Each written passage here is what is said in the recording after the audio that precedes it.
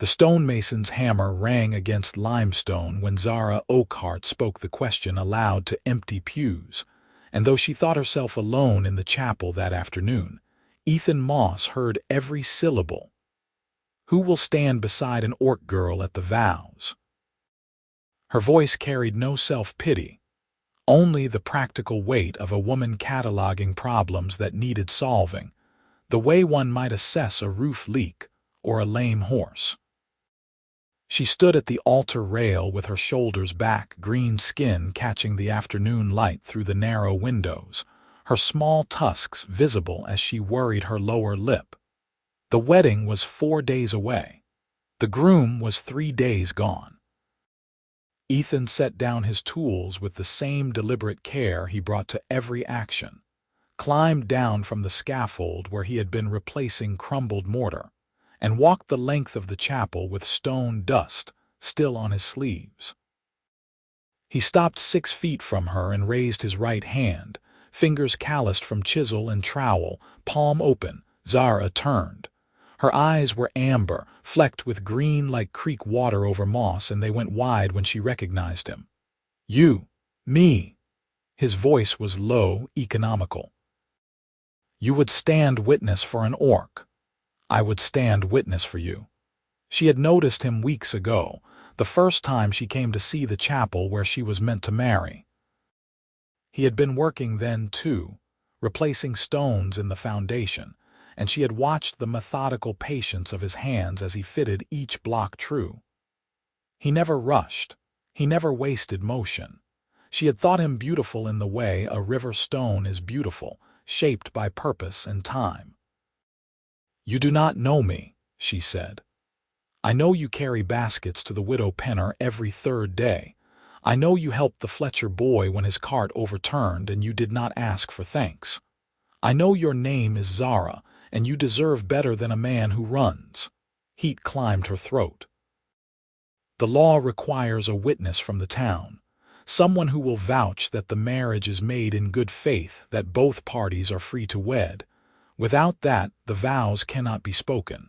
The magistrate will not record it. I know the law. And you would do this. Stand for me." Ethan's gaze was steady, gray as the stone he worked. "I will." "Why?" He was quiet for a moment, considering the question the way he considered a fractured lintel before deciding how to shore it. "Because it is right. Because you should not stand alone." Something in her chest pulled tight. She had been alone for longer than 4 days. Her intended Marcus had courted her through the winter, a human man from the next valley over, charming and quick with words. She had thought herself lucky. Orcs were tolerated in Cresthill, just barely, so long as they kept to the edges and caused no trouble. A marriage to a human had seemed like a door opening, a chance to belong. The door had slammed shut 3 days ago when Marcus vanished, taking with him the bride price her father had given him for safekeeping, and leaving behind only a brief note that said he had reconsidered the wisdom of the match. Zara had not wept. She had gone to the magistrate to report the theft, filed a formal complaint, and then come here to see if the ceremony could still proceed. The law was clear. No witness, no vows. She had asked 12 people in 2 days. All had refused. Now this stonemason, this man of few words and careful hands, stood before her with his hand still raised as though taking an oath. "I accept," she said, "and I thank you." Ethan lowered his hand.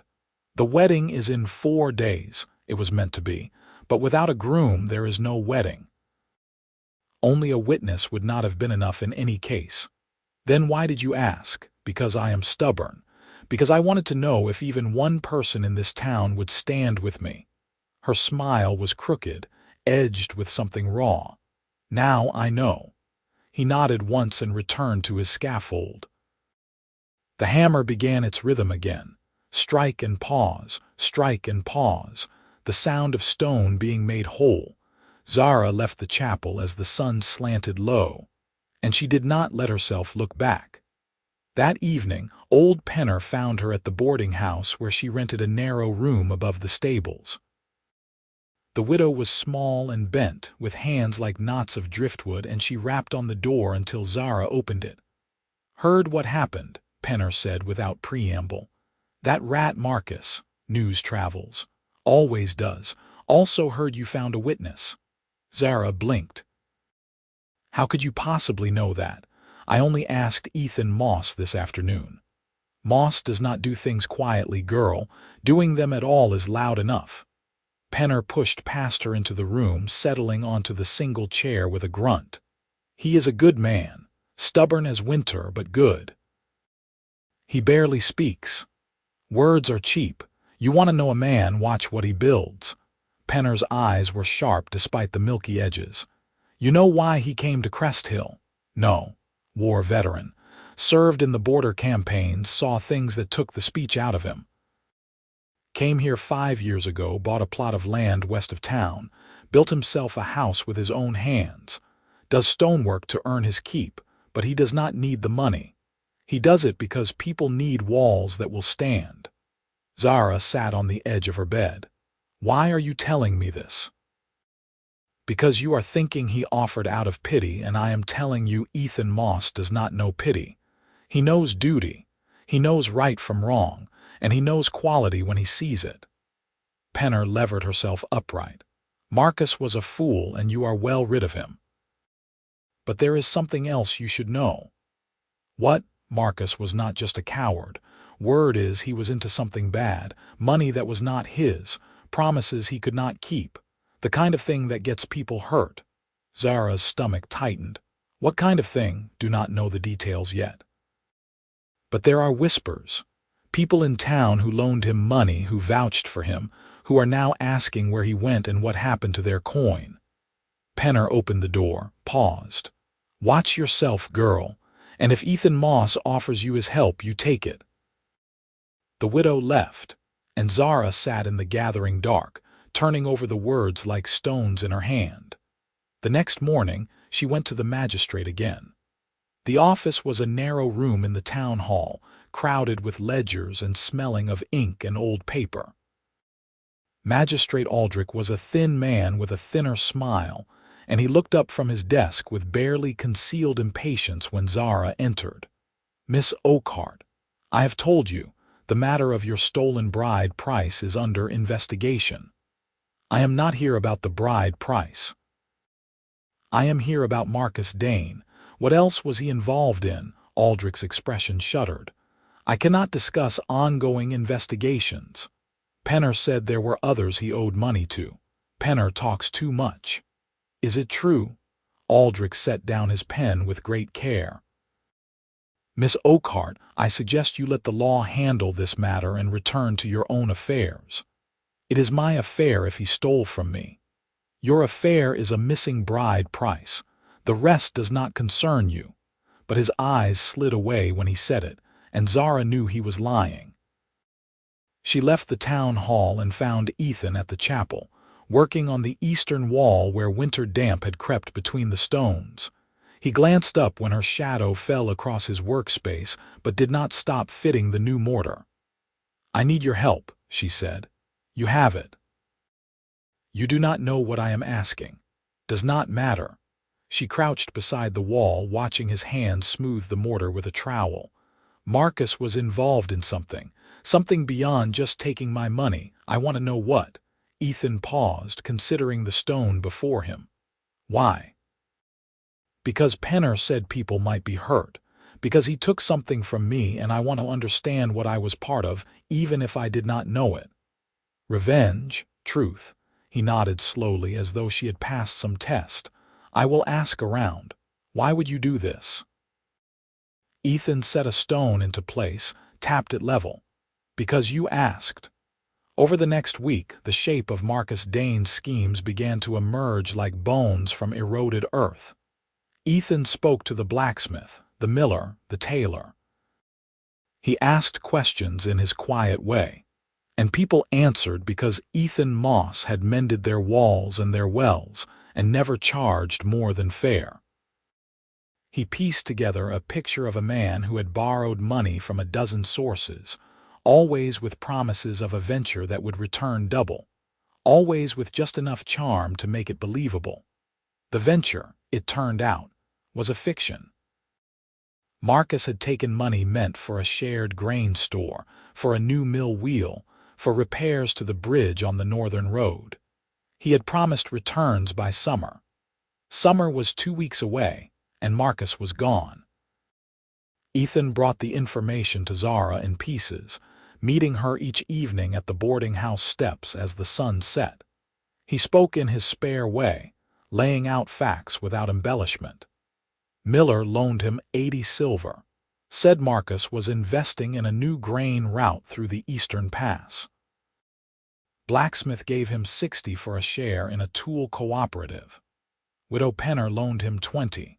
She could not afford it. Zara listened with her jaw tight. By the end of the week, Ethan had accounted for over 400 silver taken from people who could ill afford to lose it. Her own bride price of 50 silver seemed almost trivial in comparison. He was building a fraud, she said, taking from everyone, planning to vanish before anyone realized. Yes, and I was part of it. The wedding was cover, a reason to be in town to seem settled and trustworthy. Ethan shook his head.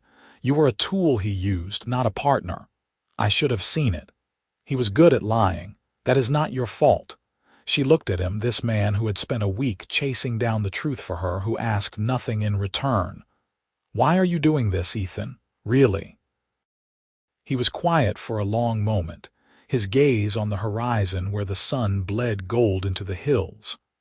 Because I have seen what it does when bad men take from good people and no one stops them.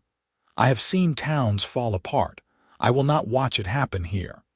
You could have just told the magistrate. Aldrich knows he is doing nothing.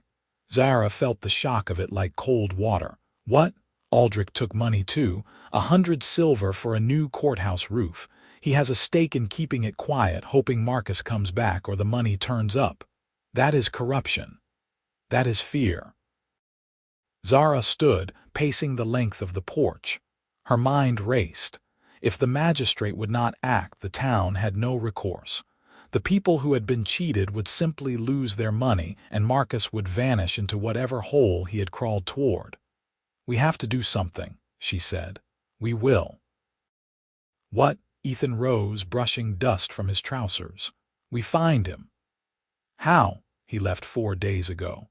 He is on foot or horseback, and he has 400 silver weighing him down. He will want to get far away, but he will also want to spend it. There are only 3 towns within a week's ride where a man can disappear with that kind of money. I will check them. I am coming with you. No. Yes. Ethan studied her, his expression unreadable. It could be dangerous. I do not care. He used me. He stole from people I care about.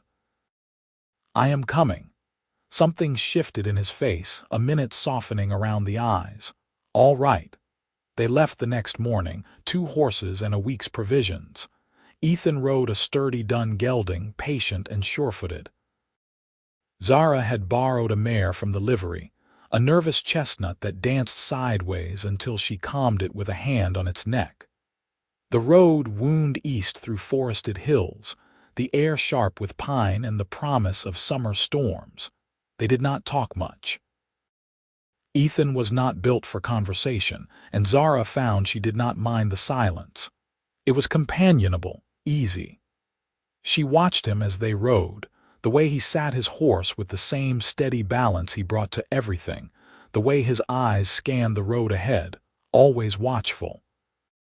On the second day, they reached the town of Millbrook, a river settlement twice the size of Crest Hill. Ethan asked at the tavern, the trading post, the stables. No one had seen a man matching Marcus's description.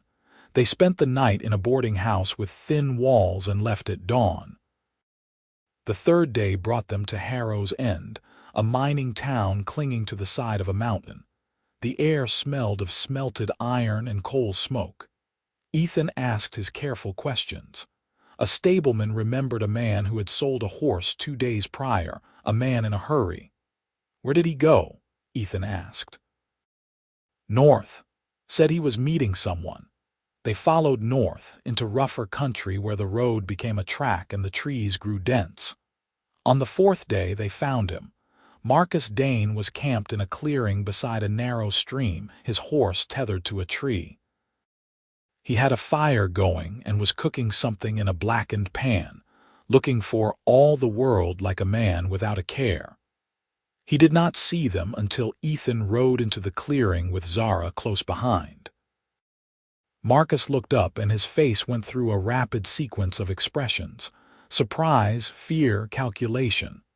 He stood, hand drifting toward the knife at his belt.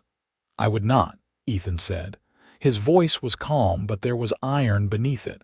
Marcus let his hand drop. His eyes shifted to Zara. "So you hunted me down. I am impressed." "Where is the money?" Zara asked. "What money? Do not play games, Marcus. We know what you did. 400 silver stolen from people who trusted you." Marcus's smile was slick, unrepentant. "Borrowed, not stolen. Investments do not always pay out. Risk is part of the game. There was no investment, you lied. I had a plan, it did not work, these things happen."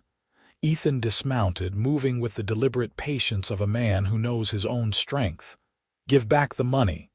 Marcus laughed, a short, ugly sound. "Or what?" "You will beat it out of me. I know your type, Moss.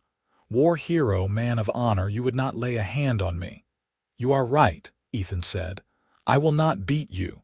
I will take you back to Crest Hill and you will face the people you stole from. You will return every coin and you will answer for what you did. And if I refuse—" "You will not refuse." Marcus drew the knife. It was a foolish move, desperation dressed as bravado. Ethan closed the distance in 3 strides, caught Marcus's wrist and twisted. The knife fell. Marcus yelped and stumbled back, cradling his arm. "I will make you a deal," Ethan said. "You come willingly, you return the money, and I will ask the magistrate to show leniency. You fight, and I will make sure every town within 100 miles knows your name and what you did. You will never run a scheme again." Marcus's face twisted. "You think you are so righteous, you think she is worth this." He jerked his chin toward Zara. "She is an orc, a monster. I was doing her a favor pretending to want her." Zara felt the words like a slap, but before she could respond, Ethan moved. He did not strike Marcus, did not shout. He simply took 1 step forward, and the weight of his presence, the cold fury in his eyes, made Marcus shrink back. "You will speak of her with respect," Ethan said, "or you will not speak at all." Marcus swallowed, all the bluster draining out of him. "Fine, fine, I will go back. I will return the money." Ethan retrieved the knife, tossed it into the stream. "Where is it?" Marcus gestured toward his saddlebags. Ethan searched them and found a heavy purse, coins wrapped in cloth. He counted it quickly. 340 silver. "Where is the rest?" "I spent it. Supplies, bribes, fees. You will work it off." They bound Marcus's hands and took his horse. The ride back to Crest Hill took 3 days, Marcus sullen and silent between them. Zara watched Ethan, saw the way he remained vigilant, never letting his guard drop. At night, when they camped, he took the first watch, sitting with his back to a tree and his eyes on the darkness. On the second night, Zara could not sleep.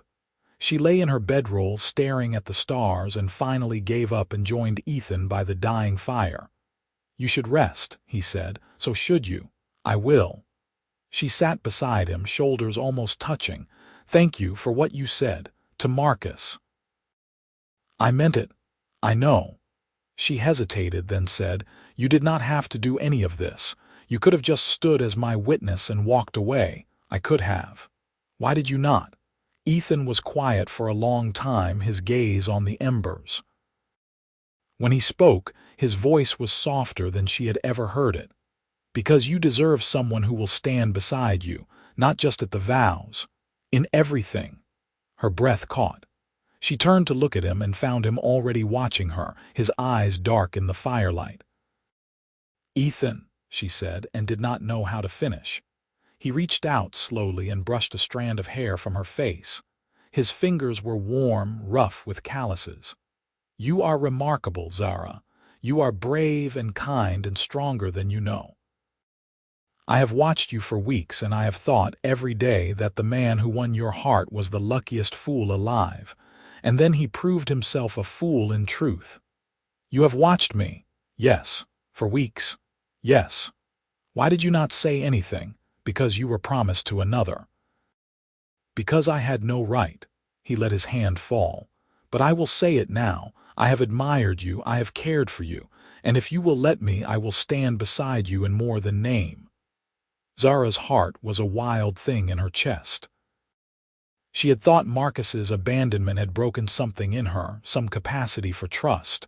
But here was Ethan, offering not pretty words but truth, hard and simple and real. "I do not know what to say," she whispered. "Say you will think about it. That is enough." She leaned her head against his shoulder, and he did not pull away.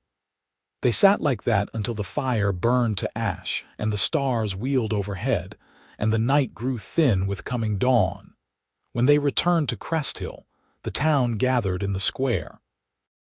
Ethan had sent word ahead, and Magistrate Aldrich was there, along with the blacksmith, the miller, the tailor, and a dozen others who had been cheated. Marcus stood in the center, bound and pale. Ethan laid out the facts in his clear, measured way. He presented the money recovered, named each person who was owed, and detailed how the remaining debt would be repaid. He also, with quiet precision, mentioned the magistrate's own investment and his failure to act. Aldrich's face flushed red. "You overstep, Moss. I speak the truth. You took money and did nothing. That makes you complicit." The crowd murmured, angry. Aldrich stammered, tried to defend himself, but the damage was done.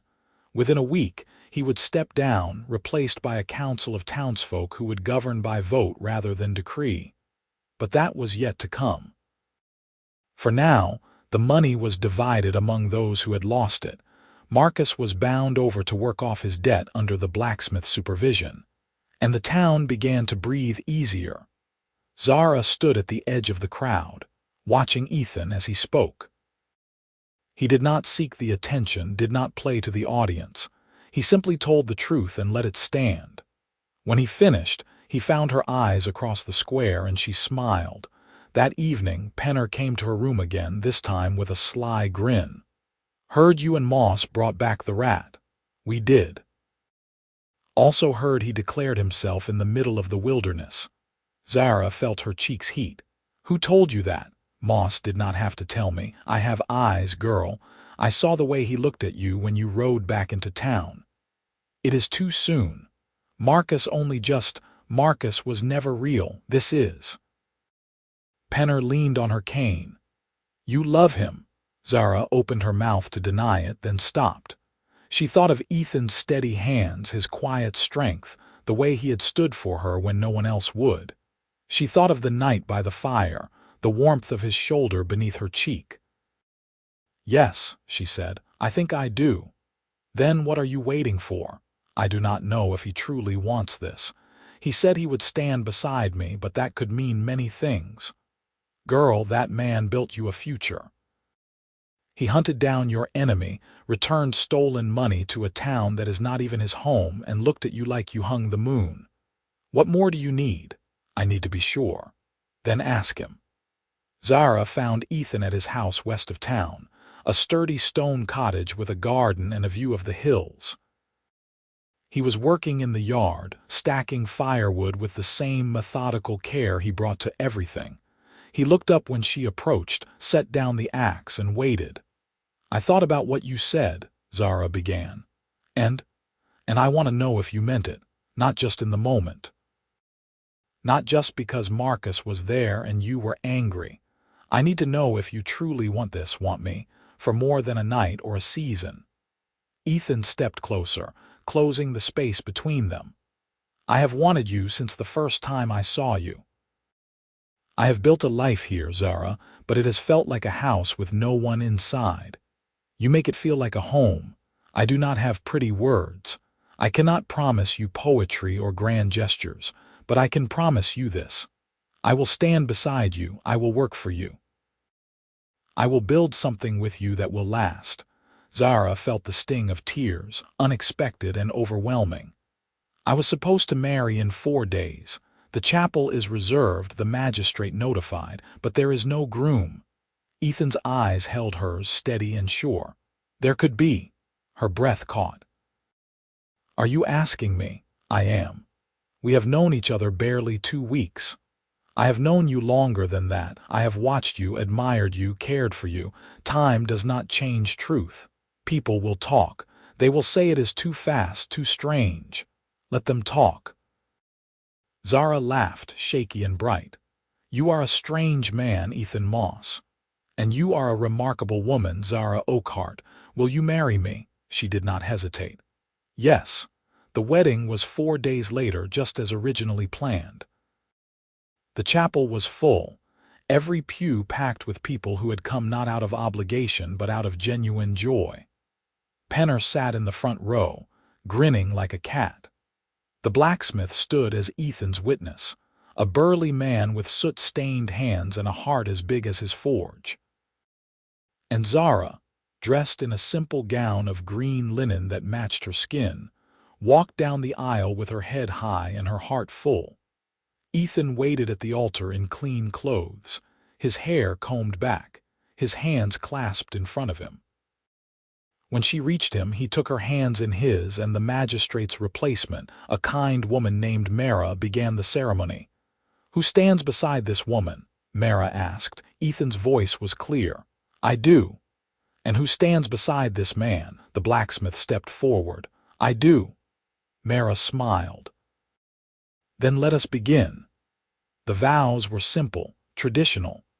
Ethan spoke his with quiet conviction, promising to honor and protect, to build and to cherish. Zara spoke hers with tears in her eyes, promising to stand beside him, to work with him, to love him all her days. When Mara pronounced them wed, the chapel erupted in cheers. Ethan kissed Zara, gentle and sure, and she kissed him back, tasting salt and joy and the promise of everything to come. The celebration spilled into the town square, tables laden with food and drink, music from the fiddler and the drummer. Zara danced with Ethan, his arms strong around her, his steps surprisingly sure. She danced with Penner, who cackled and spun her around. She danced with the blacksmith, who congratulated her gruffly and said Ethan was lucky. As the sun set and the lanterns were lit, Ethan led her away from the crowd, back to the stone cottage that was now theirs. Inside, a fire burned in the hearth and the table was set with simple fare, bread, cheese, apples from the tree in the yard. I am sorry it is not grand, Ethan said. It is perfect. They ate in comfortable silence, and then Ethan took her hand and led her outside. The stars were bright, the night warm. He pointed to a section of the garden where the earth had been turned. I thought we could plant something, he said, together, something that will grow. Zara's throat tightened. What did you have in mind? Apple trees, a whole orchard. We can tend it, watch it grow. In a few years we will have apples enough to share. I would like that. They stood together in the starlight, hand in hand, and Zara felt a peace she had never known. She had thought herself broken by Marcus's betrayal, thought herself unworthy of love. But Ethan had seen her, truly seen her, and chosen to stand beside her. Thank you, she said. For what? For raising your hand. For standing with me, for being you. Ethan pulled her close, his arms a shelter and a promise. Always. The seasons turned. Summer gave way to autumn, autumn to winter. Ethan and Zara worked the land, planted the orchard, built a life together stone by stone. The town, once wary, grew to accept and then to celebrate them. Children waved when they passed. Neighbors brought gifts of food and seedlings, and Penner became a fixture at their table, offering advice and gossip in equal measure. Marcus served his debt and left town, shamed and silent. Aldrich's replacement, Mara, proved fair and wise, and the council she led brought new stability to Cresthill. The people who had been cheated recovered their losses, and the scars of the fraud began to heal. In the spring, Zara discovered she was with child. She told Ethan in the garden, among the young apple trees just beginning to bud. He did not shout or dance. He simply knelt, pressed his forehead to her belly, and whispered a promise she could not hear but felt in her bones. The baby came in late autumn, a boy with his father's gray eyes and his mother's green skin. They named him Torin, a strong name for a strong child. Ethan carved a cradle from oak, fitted and sanded until it was smooth as glass.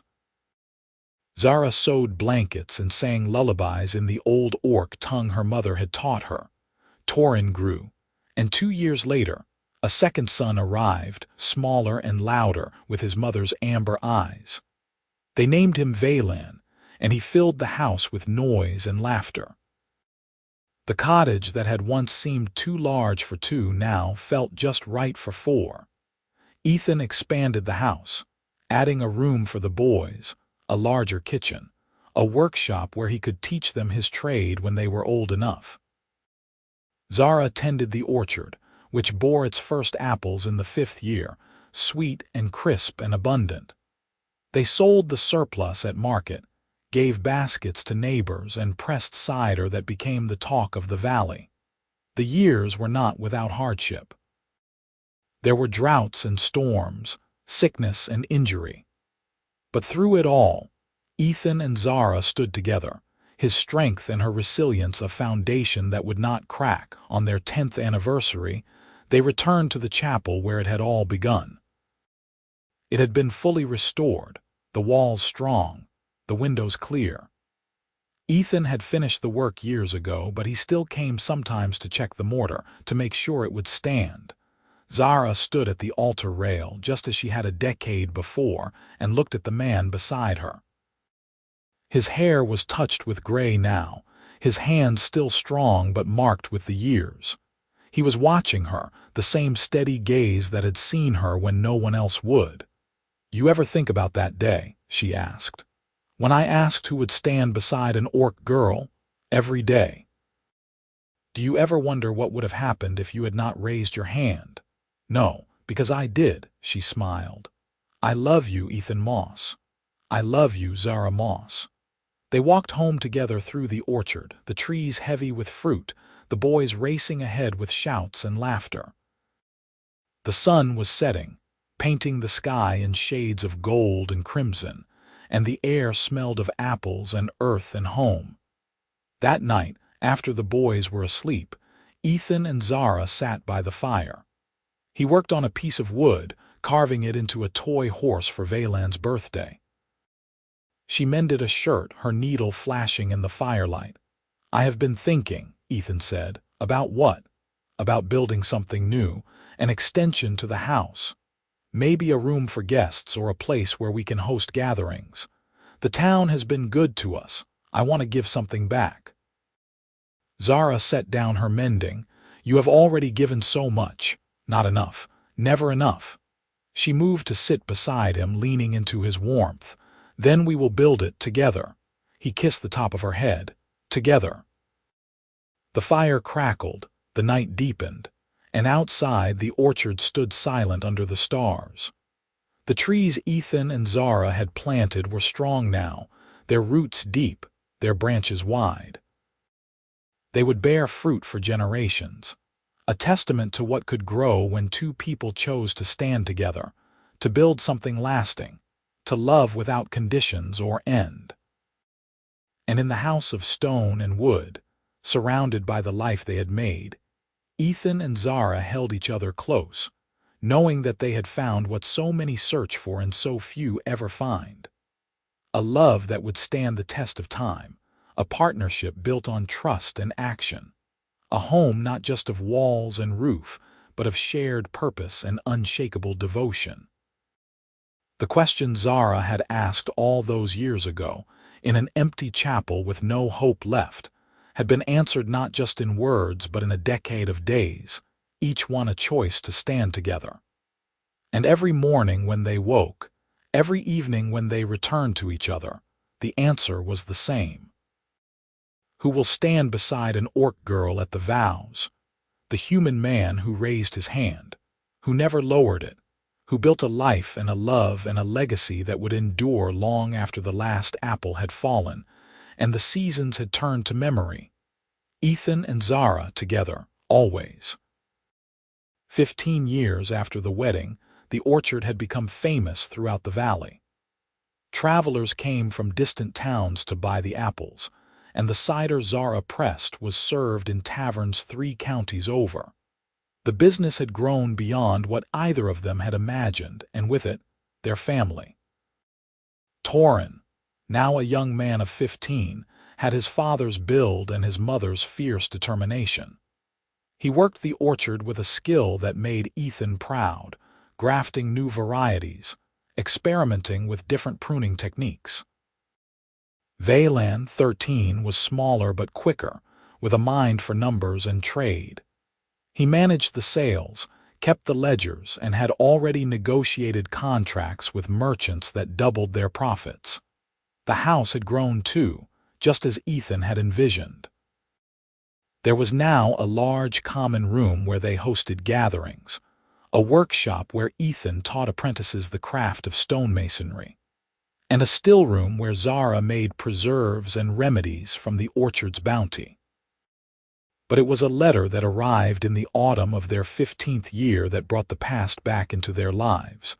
The messenger was a young woman on a tired horse, and she handed Zara an envelope sealed with wax. Inside was a message from Mara, the magistrate. "Marcus Dane is dead," Zara read aloud to Ethan that evening. "He was found in a border town, involved in another scheme. This time it went badly. He owed the wrong people money and they collected in blood instead of coin." Ethan was quiet for a long moment. "How do you feel?"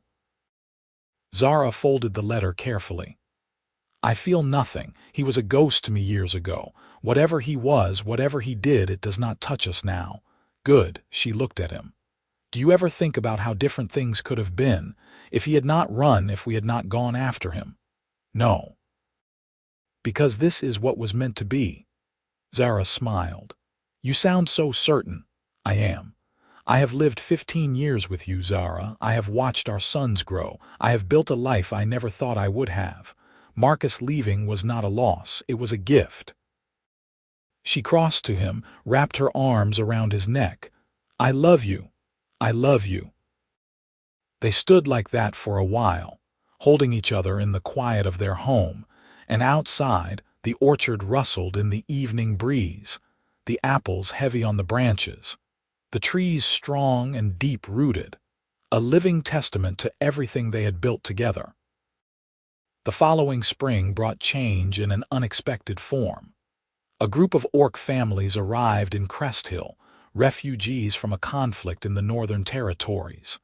They were weary, wary, and uncertain of their welcome. The town council met to discuss what to do, and opinions were divided. Ethan and Zara attended the meeting. Zara had rarely spoken in public forums, preferring to let her work speak for her, but this time she stood. "I came to this town 16 years ago," she said, her voice clear and strong. "I was alone, uncertain and afraid. I faced rejection and scorn. But one man saw me not as a monster but as a person. One man chose to stand beside me. Because of that choice I have built a life here. I have raised my sons here. I have given to this community and it has given back to me." She paused, looking around the room. "These families need the same chance I was given. They need someone to stand beside them. I am asking you, all of you, to be that person, to be what Ethan was to me." The room was silent. Then Penner, ancient now but still sharp, thumped her cane on the floor. "The girl is right, we take them in." One by one, others nodded. The blacksmith, the miller, families who had known Zara and Ethan for years. The vote was called and it passed. The Orc families settled on the outskirts of town, and Ethan and Zara helped them build homes, clear land, plant crops. Torin and Valen worked alongside them, and the bonds formed in those early months became lifelong friendships. Crest Hill changed. It became a place known not for suspicion and division, but for acceptance and cooperation. Orcs and humans worked side by side, traded together, celebrated together. And at the center of it all was the orchard, the stone house, and the family that had shown what was possible when people chose to see each other truly. On their 20th anniversary, the town threw a celebration in Ethan and Zara's honor. The entire valley seemed to turn out, filling the square with music and laughter. There were speeches, gifts, and toasts that went on until the stars came out. Ethan, never comfortable with attention, stood beside Zara and let her do the talking. She thanked the town, thanked their friends, thanked the community that had become family. 20 years ago, she said, I stood in an empty chapel and asked a question. Who will stand beside an orc girl at the vows? I thought I was alone, I thought no one would answer, but one man did. One man raised his hand and in doing so changed my life. She turned to Ethan, tears shining in her eyes.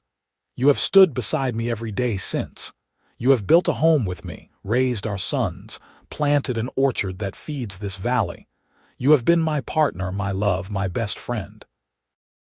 And I am grateful, every single day, that you raised your hand. Ethan pulled her close, and the crowd erupted in cheers. He whispered something in her ear, too low for anyone else to hear, and she laughed, bright and free. The celebration lasted into the night, and when it finally wound down, Ethan and Zara walked home through the orchard hand in hand. The trees were in blossom, white petals drifting like snow in the moonlight. 20 years, Zara said. It feels like both forever and no time at all. It feels right, Ethan said. Yes, it does. They reached the house, and Torin and Valen were waiting on the porch, grinning. We have a surprise, Torin said. Inside, the common room had been transformed. The boys had decorated it with flowers and candles, and in the center of the table was a cake painstakingly made. We wanted to do something special, Valen said. You have given us so much. Zara hugged them both, fierce and tight. Ethan clapped them on the shoulders, pride shining in his eyes. They sat together, the four of them, and ate cake and told stories late into the night. Torin talked about his plans to expand the orchard, to plant new varieties.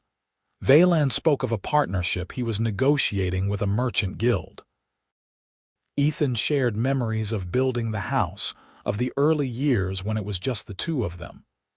Zara talked about the day she first arrived in Crest Hill, how lost she had felt, how everything had changed. You changed it, Torin said. Both of you. We just chose to build something good, Ethan said. Anyone could have done it. But you did, Valen said. That is what matters. Later, when the boys had gone to bed, Ethan and Zara sat by the fire. She leaned against him, his arm around her shoulders, and they watched the flames dance. Do you ever think about what comes next? Zara asked. What do you mean? The boys are growing. Soon they will have lives of their own. What will we do when it is just the two of us again? Ethan smiled. The same thing we have always done. We will build, we will grow, we will stand together. Always, always. Zara closed her eyes, feeling the steady beat of his heart beneath her cheek, the warmth of the fire, the peace that came from knowing she was exactly where she belonged. The years continued to turn, as years do. Torin fell in love with a human girl from the next valley, a farmer's daughter with a quick smile and a talent for growing things. They married in the chapel, and Ethan and Zara stood as witnesses, their hearts full as they watched their son take vows of his own. Valen followed a different path. He traveled for a time, learning trade routes and business, and when he returned, he brought with him an orc woman he had met in a distant city. She was clever and kind, and she fit into the family as though she had always been there. Grandchildren came, a joyful chaos of voices and laughter. The house was never quiet, and the orchard became a playground where children climbed trees and chased each other through the rows. Ethan and Zara grew older, their hair gray, their steps slower, but their love undiminished. They still worked the orchard, though now with help from their sons and daughters-in-law. They still sat by the fire in the evenings, still held hands when they walked on their 30th anniversary. They returned once more to the chapel. It was a pilgrimage they made every few years, a way of remembering where it all began. The building was older now, weathered but strong, just like them. Zara stood at the altar rail and Ethan stood beside her, just as he had 3 decades before. "You remember what I asked?" Zara said. "Every word. I was so afraid I thought no one would answer," I answered. "You did, and you have been answering ever since." Ethan took her hand, his grip still strong despite the years. "I will answer as long as I draw breath." "I know." They stood in the quiet chapel, the light filtering through the windows, and they felt the weight of all the years, all the choices, all the moments that had led them here. It was a good weight, a weight of love and work and family and home. Outside, the world continued. The orchard bore fruit, the town thrived, children played in the square. And in the chapel, 2 people who had found each other against all odds stood together, their love a quiet, enduring thing that needed no more words. When they finally left, walking slowly through the orchard toward home, Zara said, "I am glad you raised your hand." Ethan smiled. "So am I," and that was all that needed to be said. 35 years after Ethan raised his hand in the chapel, the orchard was in its full glory, acres of trees stretching across the hillside, their branches heavy with fruit. The business had passed to Torin and Valen, who ran it with the same care and dedication their parents had shown. The stone house had been expanded again to accommodate the growing family, and on any given day, it was filled with the sounds of grandchildren and great-grandchildren. Ethan and Zara had slowed, as all people do with age. Ethan's hands, once so sure, sometimes trembled when he worked. Zara's green skin had faded to a softer shade, and her tusks had dulled with the years. But they were still themselves, still partners, still deeply in love. They spent their days in the garden now, tending flowers instead of fruit trees, sitting in the sun, watching their family grow. Sometimes, Penner's great niece, who had inherited the old woman's sharp tongue and sharper mind, came to visit, bringing news from the town and updates on the council. "You 2 are legends, you know," she said one afternoon, settling into the chair beside them. "The story of how you met, how you saved the town from Marcus's scheme, how you built all this. It is told at every wedding, every festival." Zara laughed softly. "We did not do anything special. We just lived our lives. That is exactly what makes it special." Ethan said nothing, but his hand found Zara's and they sat together in comfortable silence. That autumn, as the leaves turned and the first frost touched the ground, Ethan fell ill. It was not dramatic, not sudden. He simply grew weaker, his breath shorter, his steps more labored. Zara tended him with the same fierce devotion she had brought to everything, but they both knew what was coming. One evening, as the sun set and the sky turned gold, Ethan called their sons to his bedside. Zara sat beside him, holding his hand. "Take care of the orchard," he told them. "Take care of each other and take care of your mother." "We will," Torin promised, his voice thick. "Always," Valen added. Ethan looked at Zara, his gray eyes still clear despite the weakness in his body. "I need to speak to her alone." The boys left, closing the door softly behind them. Zara leaned close, her forehead resting against his. "I am not ready to let you go," she whispered. "I know." But I need you to promise me something, anything. Promise me you will keep living. Not just surviving, but living. Keep tending the garden. Keep watching the grandchildren grow. Keep being you. I do not know if I can do that without you. You can. You are the strongest person I have ever known. Zara's tears fell, hot and silent. You changed my life, Ethan Moss. You gave me everything. You gave me everything too, a home, a family, a reason to build instead of just endure. He smiled, faint but real. I would raise my hand again every time. I know. They held each other as the light faded, as the room grew dark, as the world outside continued to turn.